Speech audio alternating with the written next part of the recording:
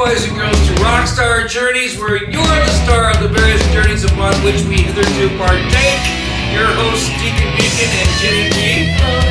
This week's fantabulous adventure takes place in San Francisco, of all places. Heart! And it was the first time that we have done a repeat kind of review intro to a band, because we just saw Heart in February in Sacramento. Here we are again in San Francisco, which I always used to think was better than Sacramento, but these days it's hard. Anyway, there was a new bit, the Chase Center, first time I've ever been there, Beautiful little, not real large, but I'd say around maybe 12,000 people there. It's kind of a medium large venue there, good acoustics, and just a great, one of the best bands of all time. I encourage you guys to see this while they're still on tour. They never let down, and this was no exception. Jennifer noticed another bit of improvement with the band from last time. Yeah, Ann Wilson was finally out of a wheelchair. I guess she had an injury following her cancer treatment, so she was in a wheelchair. And she's good to hear that she's out of that now. She's still sitting down, but probably still tired and whatnot from that. So it's good to see that she's out of that. Yeah, still remain mostly seated, and her voice is not where it was 20 years ago, but then neither is mine. Neither is anybody's, really. But really 95%. And you'll recognize so many of their songs. Even if you're not a huge Heart fan, you'll go and, oh my God, I didn't realize they did that song. Just like these two young people that we met on the platform of the train that we were taking over to the new Chase Center. There was a couple of young people that were having a good time, and I mentioned to them, wow, looks like you guys are out of the town tonight. You should come see Heart with us because we'll have a great time. And, we're not sure. We just came from a music festival. We came from the Outside Lands Festival in Building Gate Park. And I go, oh yeah, I remember that festival. And I wonder why I didn't even know what was going on this week. And why I looked up the bands later. No wonder I didn't know what was going on. I have no idea who these guys are and don't want to know. I went years when they had Metallica, Red Hot Chili Peppers, The Who, Paul McCartney. Believe me, they didn't have those guys this year. But anyway, I hope they had fun.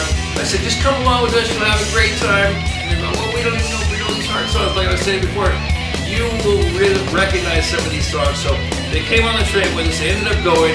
We went into the venue, we didn't see him, he disappeared in the crowd, of course. On the way out, we bumped into him again, and I said, well, what did you think? They go, oh, thank you so much for inviting us to this show. It was so much fun. And even though we had fun at the other festival, this one was just so much more intimate and more heartfelt. Yes, and that's the thing I find missing more and more in some of the modern music. Especially on the arena-size stadium tours. I mean, it used to be so much more intimate with the people that were there and the bands themselves. And it just seems like you're just getting rushed through like a grinder now in everything you do in life. And boy, I'm glad I made that connection. I hope we make the connection with you. Some special clips we're going to share for you. Starting with this one, the story that I didn't know. I don't know why I didn't know this, that Nancy Wilson had met Eddie Van Halen. They were opening up for them in the 80s, she said, in a much wilder time, she says it herself. We'll see the clip. But anyway, she ended up a very intimate moment with Nancy. She spent 2 or 3 minutes talking about it on stage, sitting down, which she doesn't normally do. Wasn't that amazing? That was really amazing. And also, you said something that had never seen. The Led Zeppelin cover of the Rain song, that was very beautiful. I don't think I've ever seen them do that one. They essentially cover Led Zeppelin songs as you guys do that.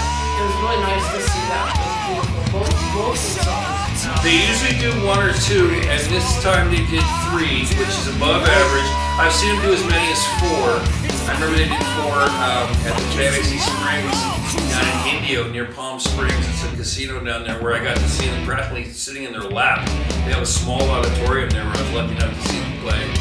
And they did 4 that night. And Ann even mentioned that they used to really basically, that was their staple. Back in the days when they used to do acid on the top of the Space Needle in Seattle growing up, that Zeppelin was one of their heroes. So, yes, this was the first time I've heard Nancy sit down and relate the story that intimately. Let's enjoy that right now. with his brother. And we opened for the Van Halen brothers in the 80s in a wild, unbridled, crazy time. And, but we still, did the good job, regardless of everything we were consuming those days. And so one time Eddie came up to me and he said, wow, you're really good, play really good acoustic guitar. And I said, God, thank you so much. And he did not say for a girl on the typewriter, for a monkey. But yeah, so he called, so I said, what about you? What about your acoustic playing? And he said, well, I don't really carry one with me. I don't really have a good one. I said, you're just insane. You're one of the great guitar players in the world, and you're taking this one right now and giving you this. So I gave him an Ovation acoustic guitar. Flash forward to the dawn breaking the same early morning, next morning, and he called my phone in the hotel room, which was the landline that connected to the wall. And you didn't have any idea who was calling you. There was no, unknown caller, thing. So I was like, okay, I'm gonna risk it. I'm picking up the phone, and it was Eddie. And he says, I've been up all night. I'm playing this guitar you gave me. Thank you so much. Listen to this. And he played me this beautiful acoustic piece of music, the likes of which I might have been the only human on the earth that ever got to hear it, right? Let me know if you ever heard it anywhere, because I want to hear it again. So anyway, after he left us much too soon, and I was working on a solo album, I wrote him a song called Fort Edward in exchange for the song he gave me.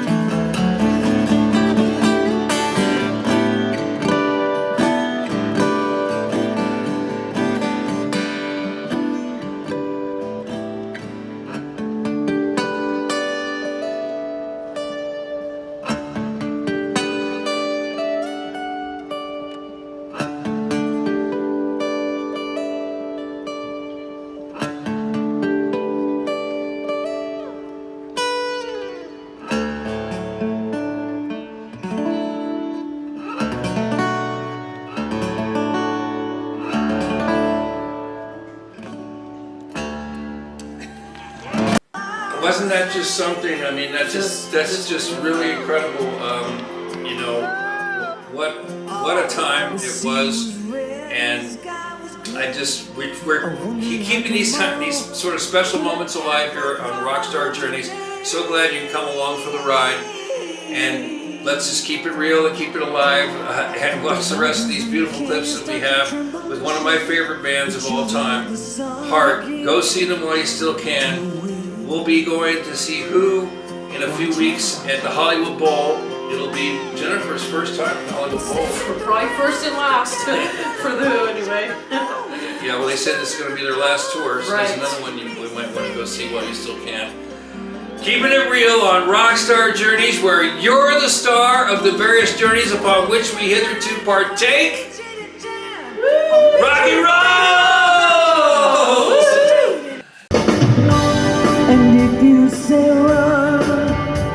I'll run with you.